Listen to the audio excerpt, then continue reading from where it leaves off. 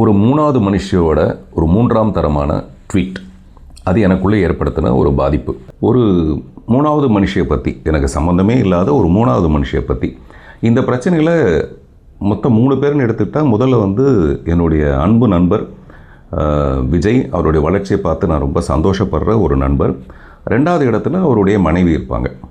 இன்னமும் கோர்ட்டு தீர்மானிக்காத வரைக்கும் இப்போ வரைக்கும் அவங்க மனைவி தான், அந்த முக்கியமான ஸ்தானத்தில் தான் அவங்க இருக்காங்க. ஸோ இந்த 3வது மனுஷியை பற்றி நான் பேச வேண்டிய அவசியம் இல்லை. ஆனால் நான் சொன்னது 3வது மனுஷியை பற்றி. அவங்கள வீட்டில் இருந்திருக்கலாம். ஆனால் இது எல்லாமே பெண்களுக்கு எதிரான ஒரு விஷயம். பெண்கள் எல்லாமே வீட்டுக்குள்ளேயே இருங்க அப்படின்னு சொன்ன மாதிரி ஒரு கருத்து நிறைய பேர் அதை பதிவு செஞ்சதுக்கப்புறம் எனக்கு ஒரு கஷ்டம் வந்துருச்சு.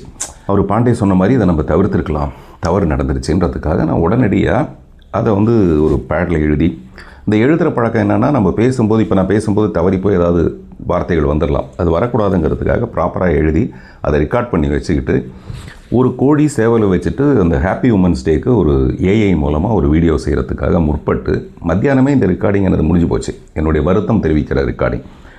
ஆனால் அது ஏஐ முடிகிறதுக்கு ராத்திரி 8 மணியோ 9 மணி ஆகிடுச்சு.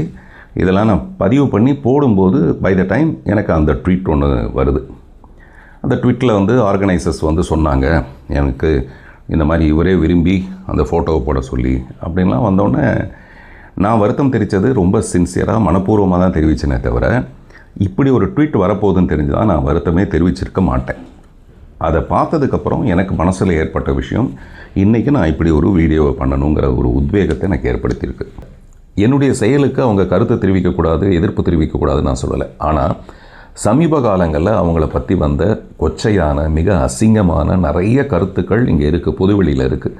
ஒரு கட்சியோட தலைவர் உட்பட அவங்கள பேசின விஷயங்களுக்கு, விமர்சனங்களுக்கு எல்லாத்துக்குமே அவங்க பதில் சொல்லியிருந்தாங்கன்னா நான் இதை வரவேற்றிருப்பேன்.